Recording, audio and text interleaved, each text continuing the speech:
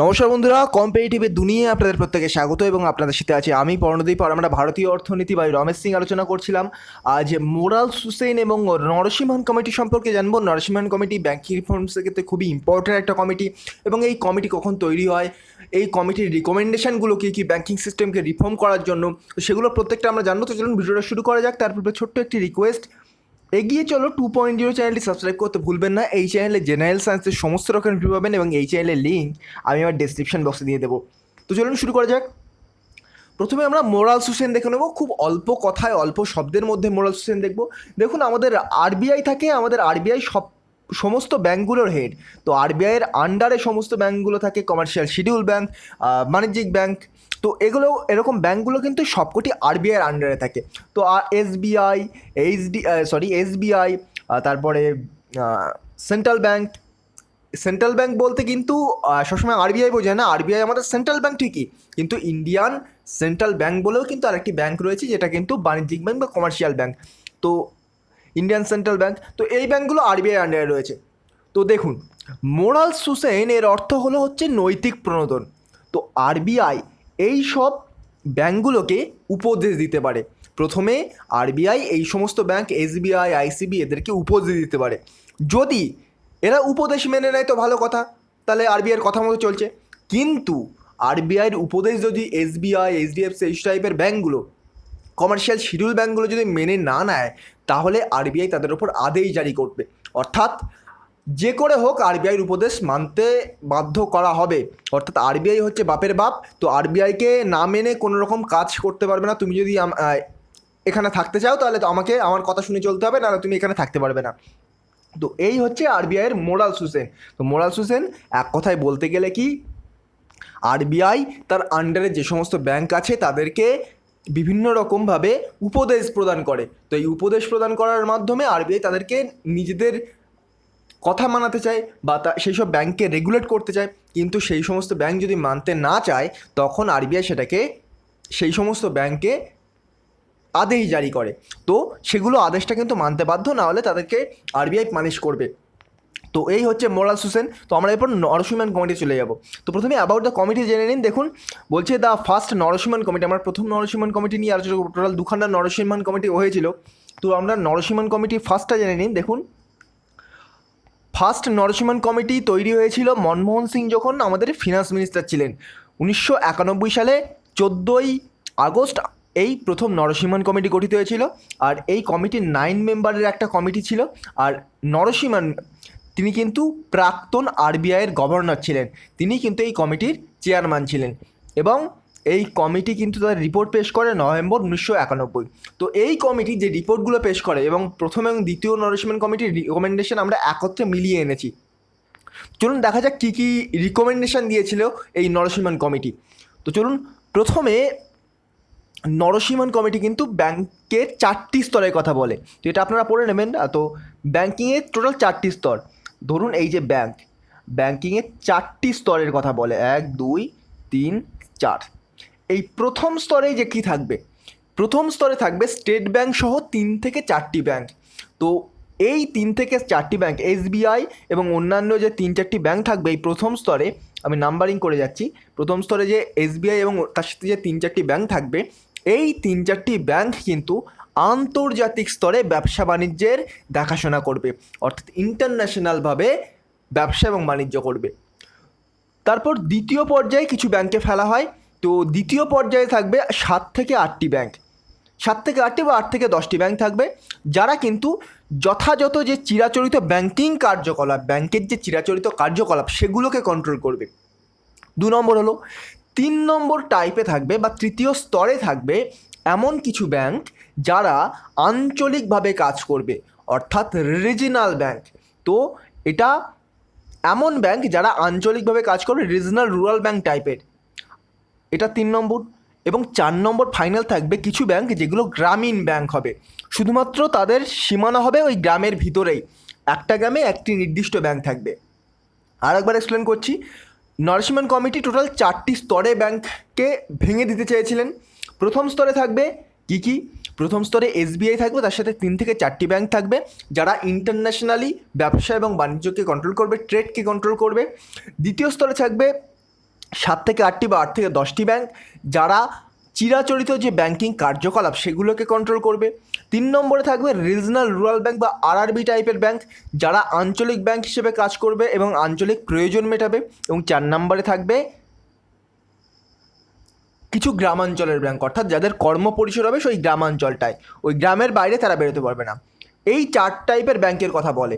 এছাড়াও এই নরসিংহান কমিটি কিন্তু আরও কিছু কথা বলে, যেমন ধরুন বর্তমানে পিএসএল সমস্ত দেশীয় ব্যাংকের প্রায়োরিটি সেক্টর লেন্ডিং সেটা কিন্তু 40%, এবং যে সমস্ত বৈদেশিক ব্যাংক যাদের মানে যে শাখা সংখ্যা 20 যদি প্লাস হয়, 20+ যদি তাদের শাখা সংখ্যা থাকে,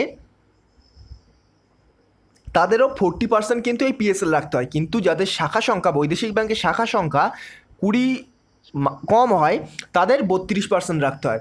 তো এই যে পিএসএল 40%, এই পিএসএলটা কমিয়ে 10% করতে হবে। তো পিএসএল কি আমরা প্রিভিয়াস লেকচারে দেখেছি, তো এই পিএসএলকে কমিয়ে 10% করতে হবে। দেখুন পিএসএলে ব্যাংকের কি প্রবলেম হয়, পিএসএল এ 40% রাখলে আমাদের ব্যাংককে এসএলআর রাখতে হয়, সিআরআর রাখতে হয়, তার উপর যদি পিএসএল রাখতে হয়, তাহলে কিন্তু একটা প্রবলেম হয়। কি প্রবলেম? পিএসএল থেকে টাকা কিন্তু ওঠে না। এগ্রিকালচার সেক্টর, এমএসএমই সেক্টর, এই সব ক্ষেত্রে কিন্তু প্রচুর পরিমাণে এনপিএ ঠিক জমা হয় বলা যাবে না, কিন্তু এখান থেকে কিন্তু টাকা ওঠে না। যে টাকাটা ঋণ দেয় সেই টাকা উঠে আসার চান্স কিন্তু খুব পরিমাণে কম। তো ব্যাংকের প্রচুর পরিমাণে ঘাটতি যায় এই পিএসএলের মাধ্যমে। তো এই পিএসএলকে সেই জন্য 40% থেকে কমিয়ে 10% করার কথা বলা হয়েছে। আবার বলা রয়েছে যে এসএলআর এবং সিআরআর, এসএলআর এবং সিআরআরকে কমিয়ে একেবারে কমিয়ে ফেলতে হবে। তো 38.5% এসএলআর থাকে, 38.5% এসএলআর থাকে, সেটাকে কিন্তু 25%, অ্যাকচুয়ালি দেখুন বর্তমানে 38.5%, এখন 18 সামথিং রয়েছে, কিন্তু তখন 1991 সালে কিন্তু 38.5% ছিল, সেটাকে কমিয়ে 25% আনতে হবে।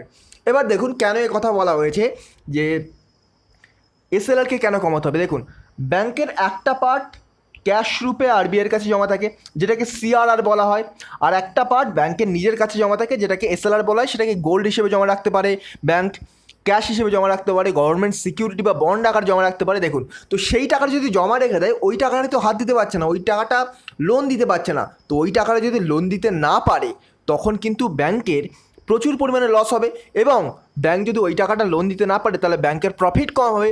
ব্যাংক যত বেশি লোন দেবে, ব্যাংকের প্রফিট তত বেশি হবে, এবং ব্যাংক ওই টাকাটা তো লোন দিতে পারছে না। তাহলে একটা জিনিস ভেবে দেখুন, ব্যাংকের এসএলআরের পরিমাণ বেড়ে গেলে কি হবে, ব্যাংক তখন বেশি পরিমাণে লোন দেওয়ার পরিবর্তে অল্প পরিমাণে যে লোনটা দেবে, সেই লোনের রেটটা কিন্তু বাড়িয়ে দেবে। তার ফলে মার্কেট ব্যাংক থেকে কিন্তু লোন নিতে পারবে না। তো দেখুন ব্যাংকের লোন রেট এখন ধরুন 10% রয়েছে, তো ব্যাংক যদি সেটাকে 30% করে দেয়, আপনি কি ব্যাংক থেকে লোন নিতে পারবেন? একটা কার লোন নেবেন, তো আপনি কি ব্যাংক থেকে লোন নিতে পারবেন? কখনোই পারবেন না।